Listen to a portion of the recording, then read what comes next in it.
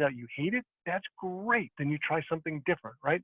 So you don't develop passion until you've been in a job. So people talk about, what is God uniquely calling me to do?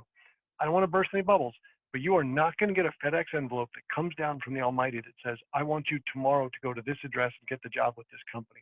God is going to go, I don't care what you do because you can honor me everywhere you go. I have given you so many times and talents, my son, and I want you to make decisions. I want you to go out there. And you will not be passionate about something until you've been there and you've gotten good at it. Think about lacrosse. The first time you picked up a stick, I bet you sucked. Right? That was probably pretty hard to figure out how you hold the ball and how you shoot it, or if you're Jay, how to get people to not shoot it past you, right? So it takes a lot of practice. The same with your job. When you start at a new job, you're not going to be good. I hate to burst your bubble. You might be a 4.0 student, but you're going to have to learn your new job and do it well. Think about this. If you get hired as a box packer, your goal to honor God is to be the world's best box packer. And then you'll probably get promoted to head box packer, right?